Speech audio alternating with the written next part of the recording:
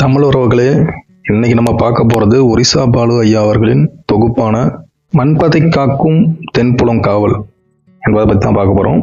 சங்க இலக்கியங்களில் குறிப்பிட்டிருக்காங்க, திரைக்கடல் ஓடியும் திரவியம் தேடு அப்படின்னா அந்த காலத்தில் தமிழர்கள் பணம் ஈட்டுவதற்காக பல்வேறு நாடுகளுக்கு சென்று அங்கே வணிகம் செஞ்சுருக்காங்க.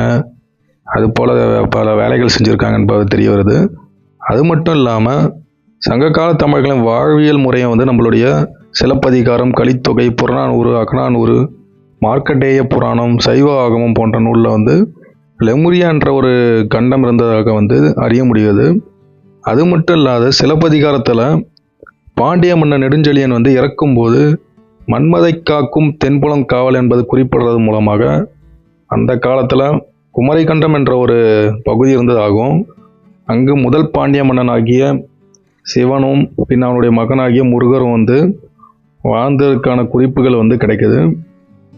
இது மட்டும் இல்லாது சங்க இலக்கியங்கள் அவருடைய வாழ்வியல் முறைகளும் தெரியப்படுது.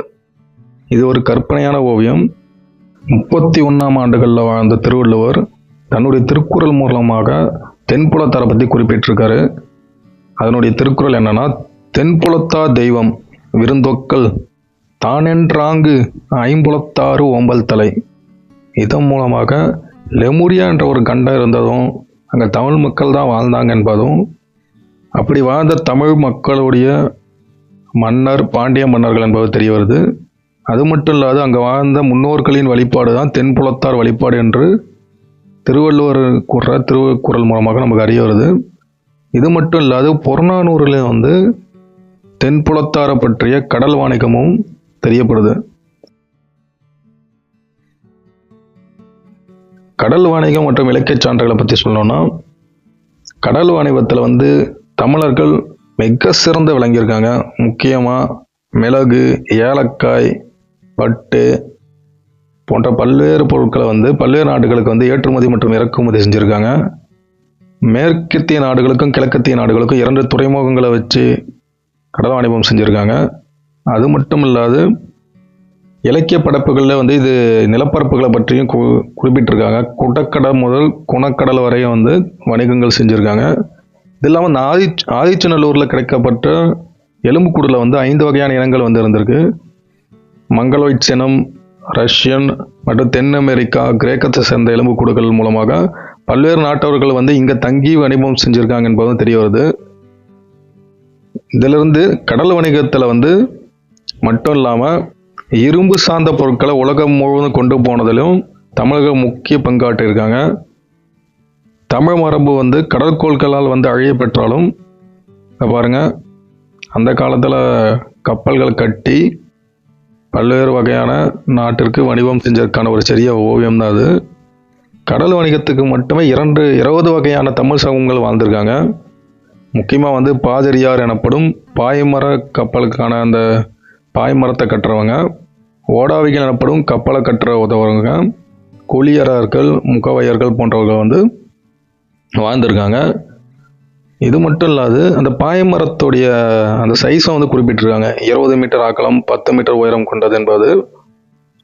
இது இல்லாமல் இவர்கள் ஆழ்கடலில் போயிட்டு முத்து மற்றும் மீன் பிடிப்பதில் திறன் வாய்ந்தவங்களாக இருந்திருக்காங்க. கப்பல் கட்டுவதற்கு 42 வகையான மரங்கள் பயன்படுத்தியிருக்காங்க மற்றும் அதனுடைய பிசின்கள், கோந்துகள் பயன்படுத்தியிருக்காங்க. இப்போயும் காயல்பட்டினத்தில் கிழக்கரை பூவாறு வரைக்கும் 25 வகையான பாய்மர கப்பல்கள் இப்போயும் பயன்பாட்டில் இருக்குது. 5 பாய்மரம் சூட்டியவர்களின் குடும்பங்கள் இப்போயும் அங்கே வாழ்ந்துட்டு வராங்க என்பதை ஐயா குறிப்பிட்டிருக்காரு. இது மட்டும் இல்லாமல் அவர்கள் இப்போவும் தமிழ் கடலோடிகளுடைய தொடர்பு இருக்குன்றாங்க. 20,000க்கும் மேற்பட்ட தீவுகள் இப்போ இருக்கிற இந்திய பெருங்கடலில் இருந்ததுக்கான ஆதாரங்களாக சோழ செப்பேடுகளில் கிடைச்சிருக்கு. அது இல்லாமல் மரிக்கிழான் என்ற ஒரு மிகப்பெரிய தீவு 153 கிலோமீட்டர் இப்போ இருந்த கன்னியாகுமரியிலேருந்து இருந்திருக்கு. அது மிகப்பெரிய வர்த்தக துறைமுகமாக செயல்பட்டு இருக்கு.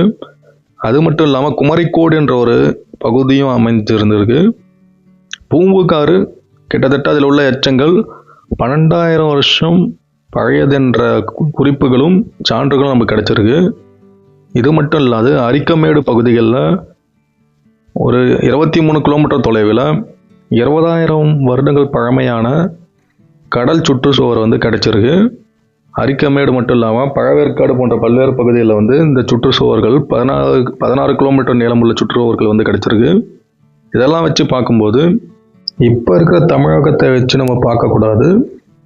பண்டைய தமிழகம் என்பது விந்திய மலையின் தென்பகுதியில், அதாவது குடக்கடல் முதல் குணக்கடல் வரை வந்து நீண்டிருந்ததாக சொல்கிறாங்க. இப்போ இருக்கிற தாய்லாந்து, கம்போடியா, லாவோஸ் பகுதியில் தொடங்கி ஈரான் பகுதி வரைக்கும், அதாவது சவுதி அரேபியாவில் உள்ள கடல் பகுதி வரைக்கும் பல்வேறு துறைமுகங்கள், 23 துறைமுகங்களில் தமிழர்கள் அங்கேயே இடம்பெயர்ந்து அங்கே வணிகங்கள் வந்து செஞ்சுருக்காங்க.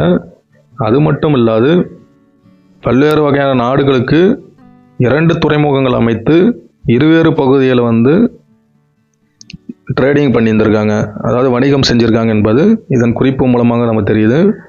இது ஒரு மரிக்கிழாந்தீவுடைய ஒரு கற்பனையான ஓவியம் தான். இப்போ கடலுக்கடியில் பூம்புகார் போல பல்வேறு வகையான தமிழ் தீவுகளும் தமிழ் நிலங்களும் வந்து இப்பவும் கடலுக்கடியில் இருக்குது.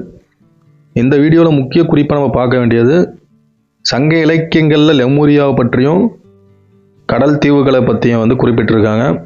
அதெல்லாம் நிலப்பரப்பு பண்டைய தமிழகம் மிகப்பெரிய தமிழக நிலப்பரப்பு கொண்டது என்பதை வந்து நமக்கு தெரிய வருது. அது இல்லாமல் பண்டைய தமிழ் மக்கள் வந்து கடல் தொழில்நுட்பத்தை மிகவும் தெரிந்தவர்களாக வந்து செயல்பட்டுருக்காங்க. அது இல்லாமல் கப்பல் கட்டும் பணியில் வந்து 42 வகையான மரங்களை பயன்படுத்தியதற்கான சான்றுகள் நமக்கு இருக்குது. அதற்கான சமூகங்களும் வந்து வாழ்ந்துன்னு இருக்காங்க.